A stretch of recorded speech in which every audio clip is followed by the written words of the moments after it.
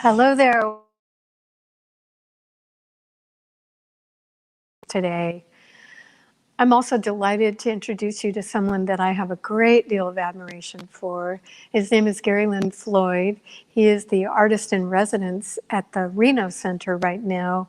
And if you love his music, as I do, be sure and go to his website at GaryLynnFloyd.com.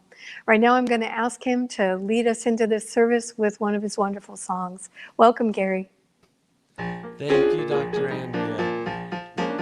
Hello, CSL Bellingham. It's great to be with you this morning. If I was with you in person, I'd ask you to stand up and sing with me. But you can do that wherever you are. This is called One Big Family. It's pretty easy. It goes like this. Everybody, get up on your feet. See the light in everybody you meet. Everybody, get up on your feet.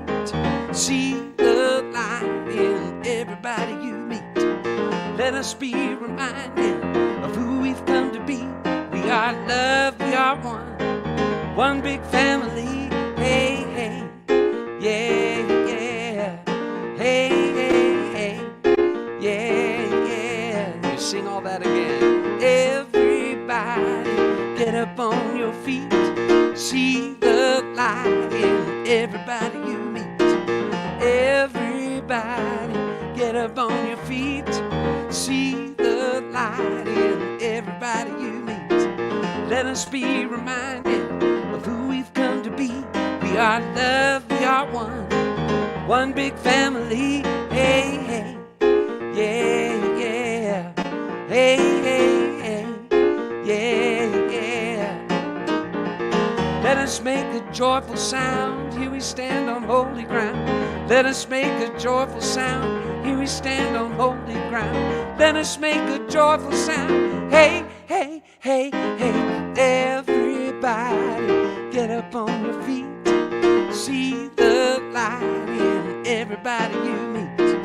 Everybody, get up on your feet. See the light in everybody you meet. Let us be reminded of who we've come to be. We are love, we are one big family. Hey, hey, yeah, yeah. Hey, hey, hey, yeah, yeah. Let us make a joyful sound. Let us make a joyful sound. Here we stand on holy ground. Let us make a joyful sound. Here we stand on holy ground. Let us make a joyful sound. Hey, hey, hey, hey, everybody, get up on your feet. See the light in everybody you meet. Everybody, get up on your feet. See the light in everybody you meet. Let us be reminded of who we've come to be. We are love, we are one big family. Hey, hey, yeah, yeah. Hey, hey, hey, yeah, yeah. Hey, hey, hey.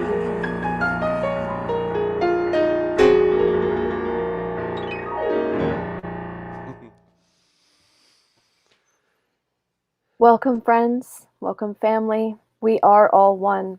Please join me in knowing there is only one power, one light, one love, and it is us. We are one with God. We are one with power of light, of love, of joy.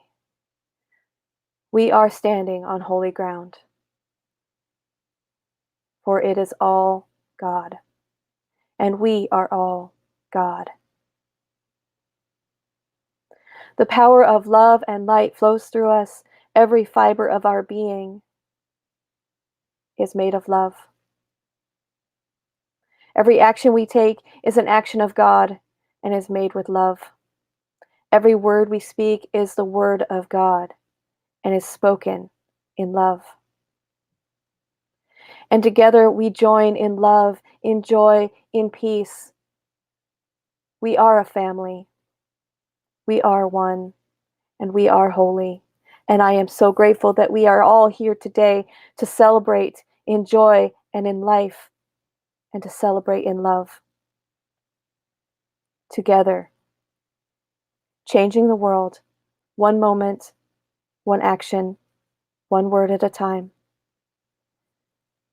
uniting in love. And so it is.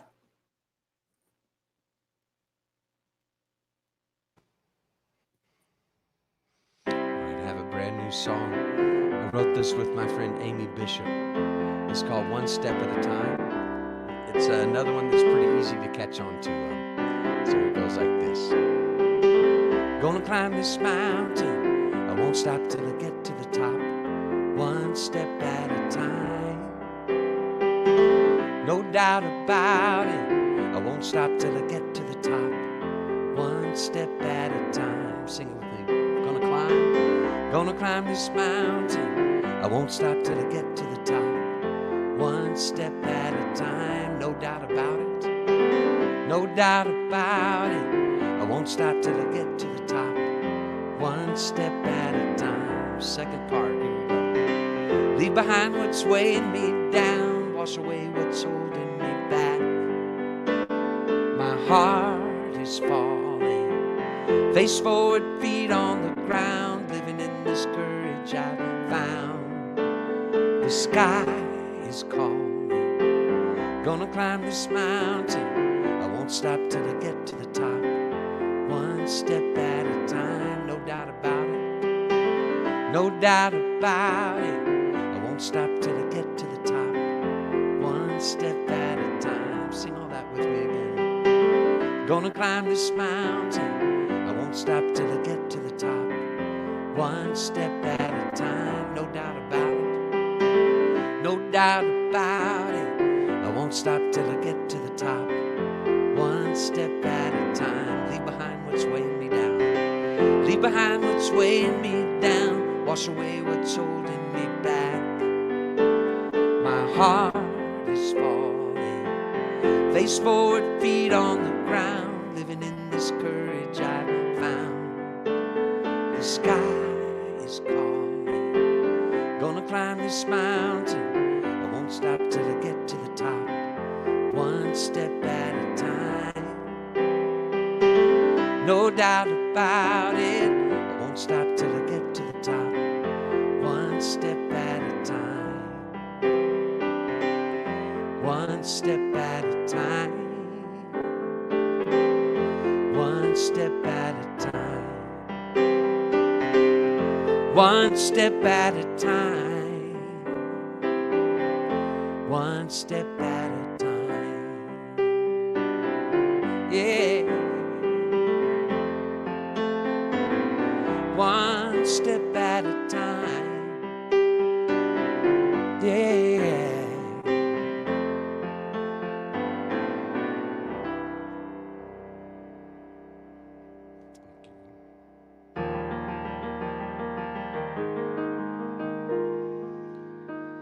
This song is just a good reminder in this time that we're in, just to remember love all the time. As time has unfolded me, it has revealed to me life's nothing less than sublime.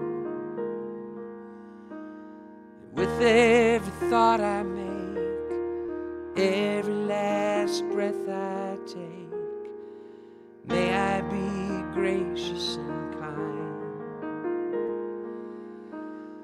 Love, I invite you to open up this heart of mine.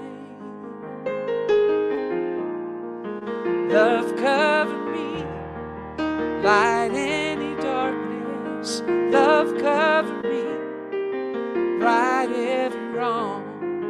Cause me to see love over hatred, and guide me to be faithful and strong.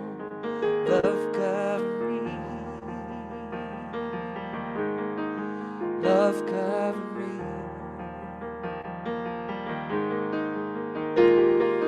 Kindness wash over me, make me a symphony, play every note you can find.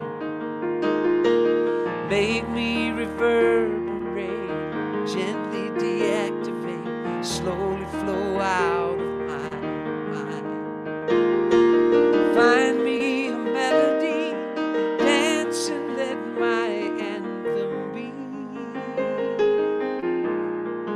Love cover me, light any darkness. Love cover me, right every wrong. Cause me to see love over hatred, and guide me to be faithful and strong. Love cover me, love cover me, love cover me. I will not be shaken, I will not be moved. Love cover me, may my heart awaken and tenderness be proved. Love cover me, love cover me, love cover me, love cover me. Love, I invite you to open up this heart of mine. Love cover me, light any darkness. Love cover me, right every wrong. Cause me to see love over hatred, guide me to be faithful and strong. Love cover me, love cover me, love cover me, love cover me, love cover me.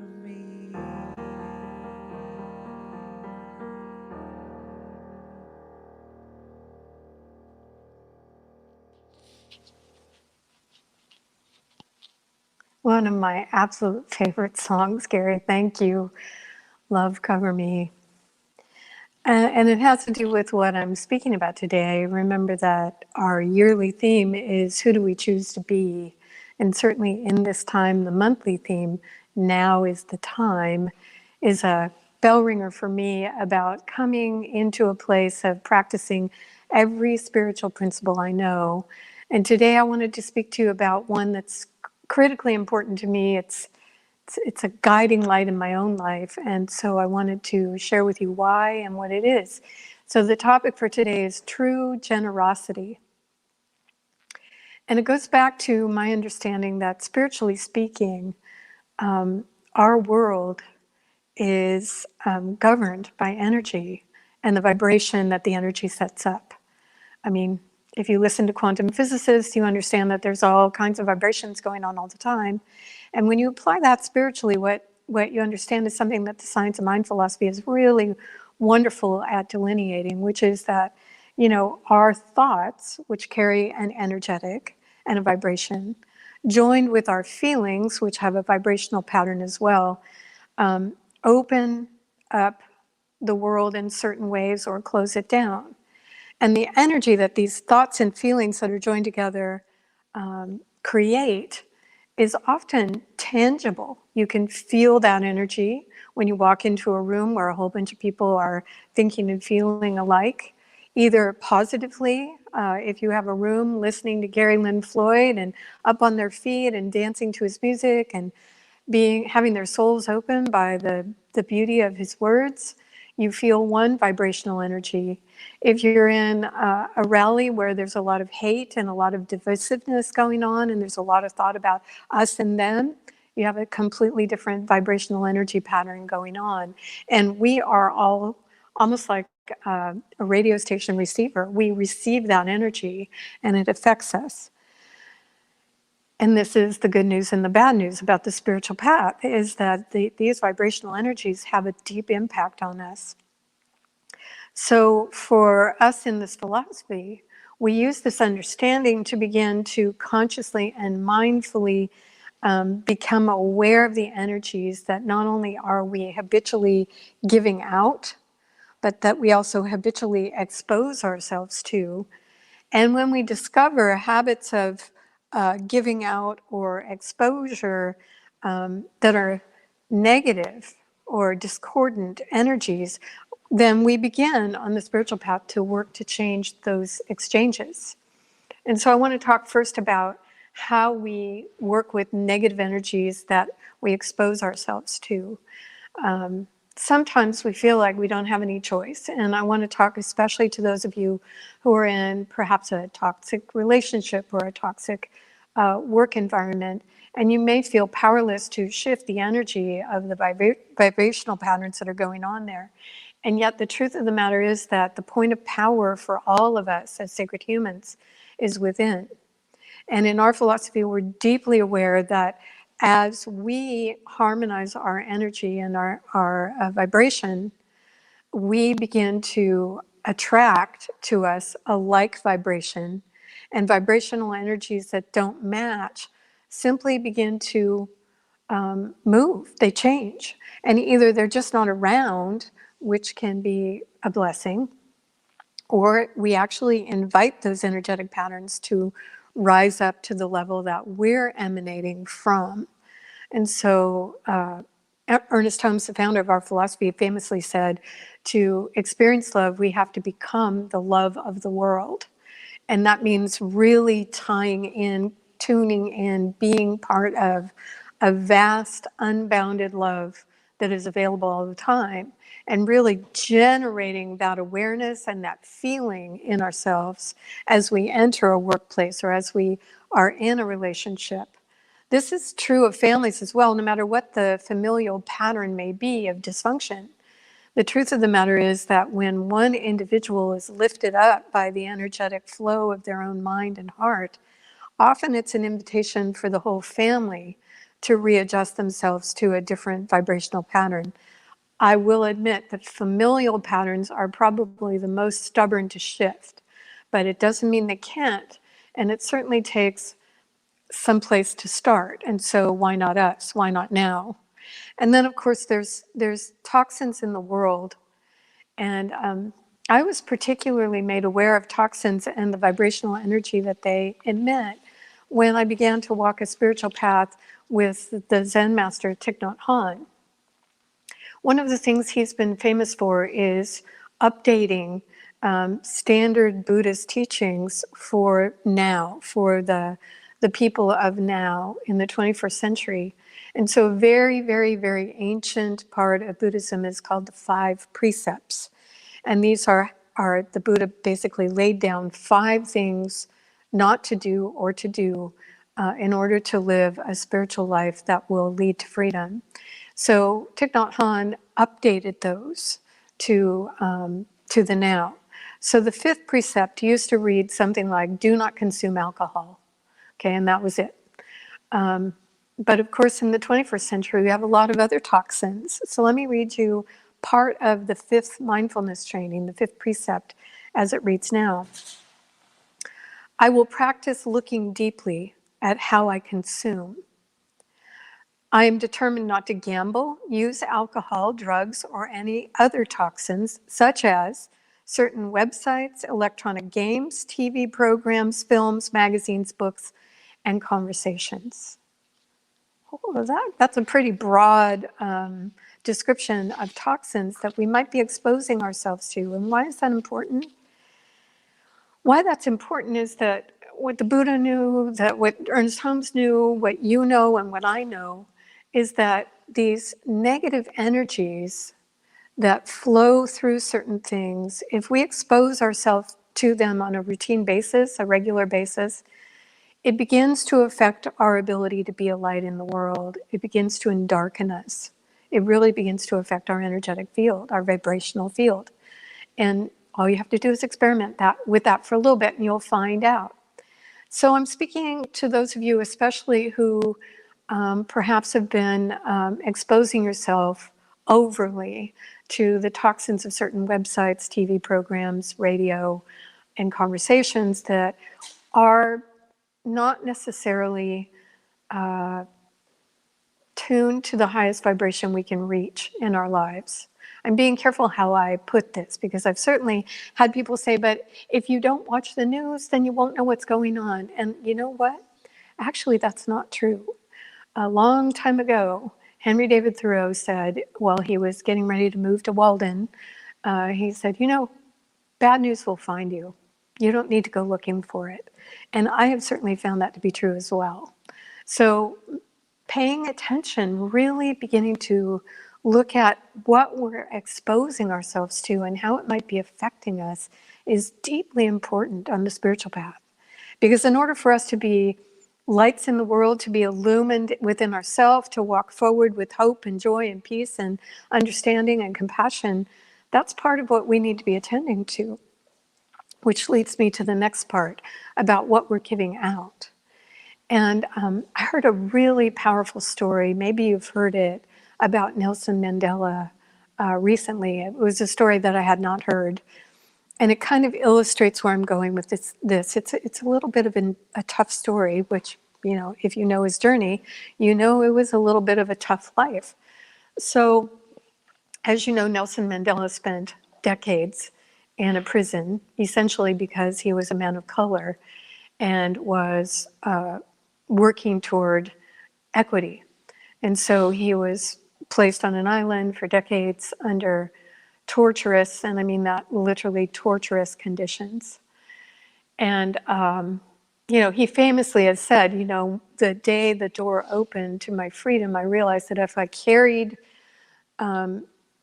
what had happened in that prison out with me, I would not be a free man. So that's not what, this is not the story I was going to tell you, although that's lovely.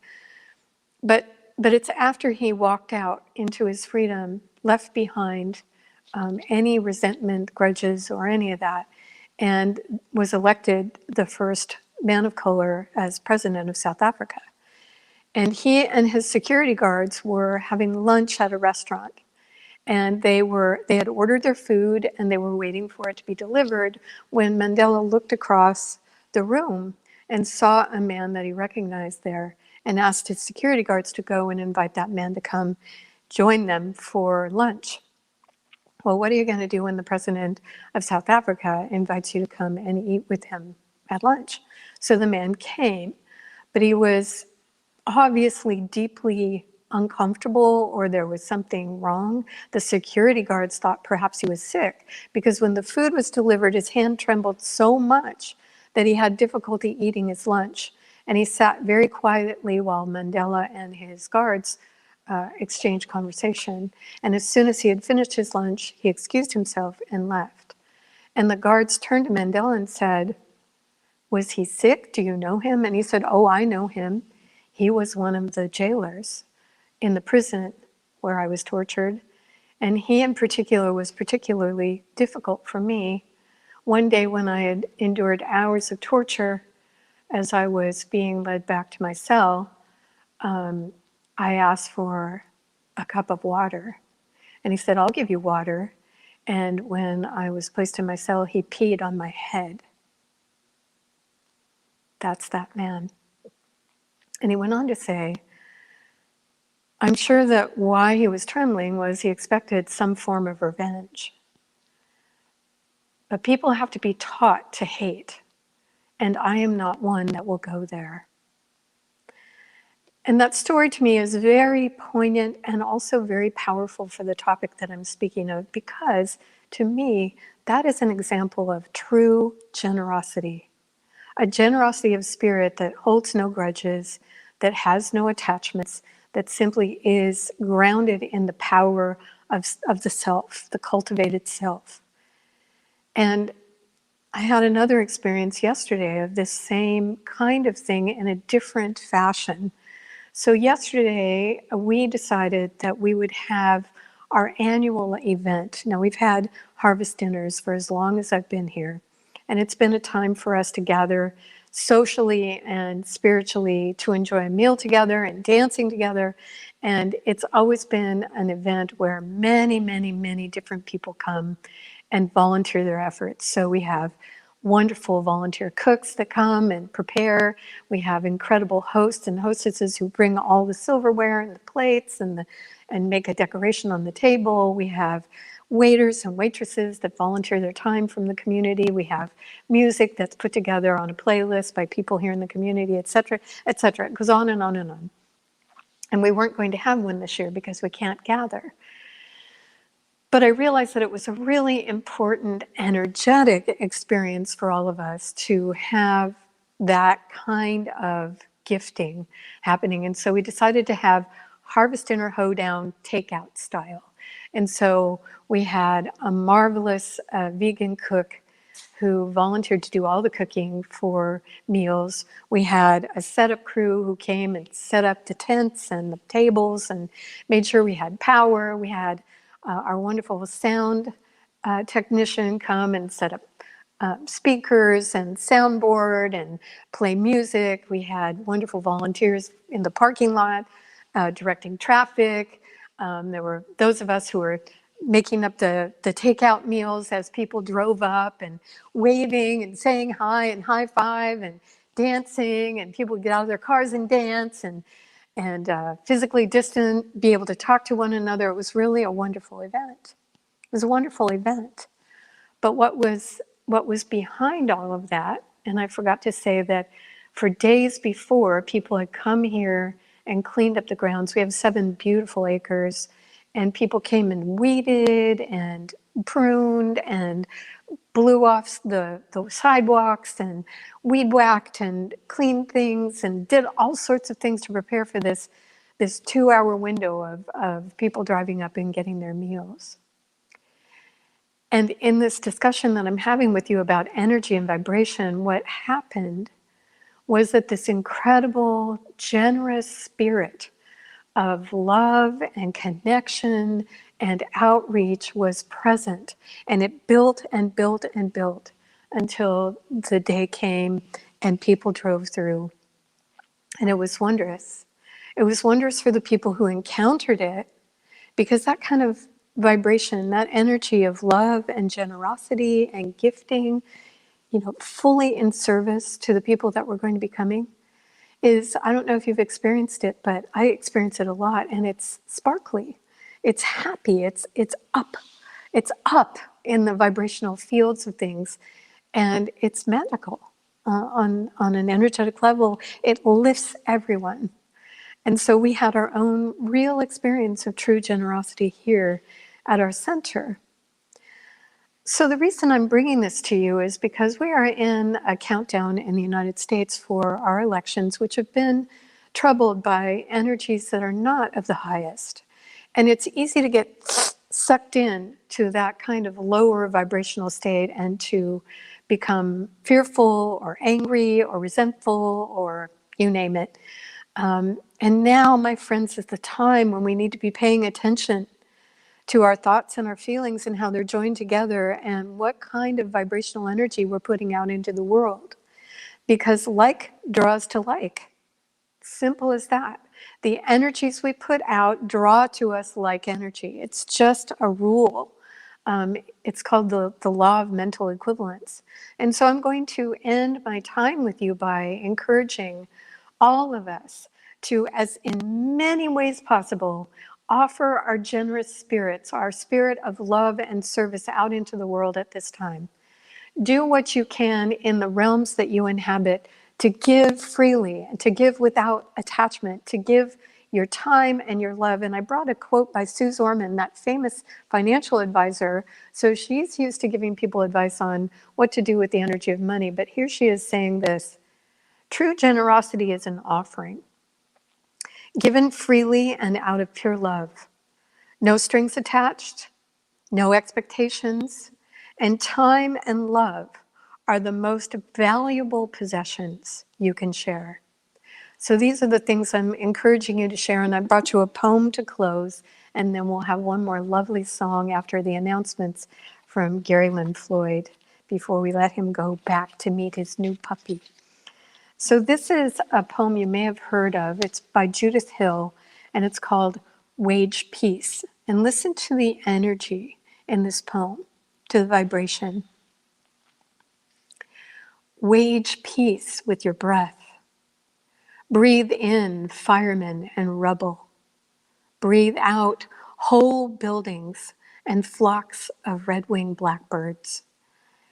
Breathe in, terrorists, and breathe out, sleeping children and freshly mown fields. Breathe in, confusion, and breathe out, maple trees. Breathe in the fallen, and breathe out, lifelong friendships intact. Breathe in and wage peace with your listening, hearing sirens, pray loudly. Remember your tools, flour seeds, clothespins, clean rivers. Make soup, play music, memorize the words for thank you in 3 languages. Learn to knit and make a hat and give it away. Think of chaos as dancing raspberries. Imagine grief as the outbreath of beauty or the gesture of fish. Swim for the other side. Wage peace. Never has the world seemed so fresh and precious. Have a cup of tea and rejoice. Act as if armistice had already arrived. Celebrate today. And the line that catches me today is, wage peace, never has the world seemed so fresh and precious. Have a cup of tea and rejoice. Act as if armistice has already arrived. You and I have the opportunity, using our deeply held thoughts and feelings, to create an energetic field that will spread across the globe, that will lift people, that will support people, that will carry out from us in a wave of beauty, peace, and compassion. Surely that's what we should be doing right now. So I bless you and I thank you for being here. And I want to tell you a little bit about what's happening here in the center before I turn you over to Gary Lynn Floyd. So I want to thank all of you who participated in the online survey that we have on the CSL Bellingham website. We are reaching out to you to ask your opinion about a few things before we reopen, whenever that happens. And we would love to invite you into that survey because today is the last day. The cutoff for that is 5 o'clock this afternoon. And then we're going to compile the results and take it to our protocol committee, who's very busily doing the work of establishing what needs to happen when the final go ahead and join back together comes. We have all sorts of things to do. So we'd love you to take that survey, go to the website. It's very obvious, just click on the survey button before 5 today, and thank you for doing that. We also have a couple of other things you might want to be involved with. We have a number of parishioners who want to make sure, whatever your political orientation is, that if you're having trouble getting your ballot to the ballot box and are not comfortable mailing it, they are willing to drive you to the nearest ballot box where you live. They have a map of where they all are, and they would be happy to do that. If you would like to have someone drive you, if you're not able to do that, then you can contact the office at info@csl-bellingham.org, and we will reach out to one of our drivers to connect with you by email. You'll need to be prepared to bring your ballot, sit in the back seat and wear a mask, and they'd be happy to take you to where you need to go for that. We also have a brand new series of meditations that are happening. They're being presented by our retired practitioner, Shyla Moe, who is also one of our board members, and a graduate of the Barbara Brennan School of Energy, School of Healing. These are called Sunshine Meditations, and they're going to be offered, it seems like forever, but actually it's very close now. They're being offered every Sunday in November at 9 a.m. via Zoom. And in our announcements on our website, you'll be able to find that Zoom link. And if you have trouble with that, just contact the office and we'll give it to you. But Shyla, because of her many years as a practitioner and also as a graduate of the School of Healing, has some very interesting meditations to offer that will open your chakras. So very interesting work. And then I'm sure you can't see this flyer, but it is on our website.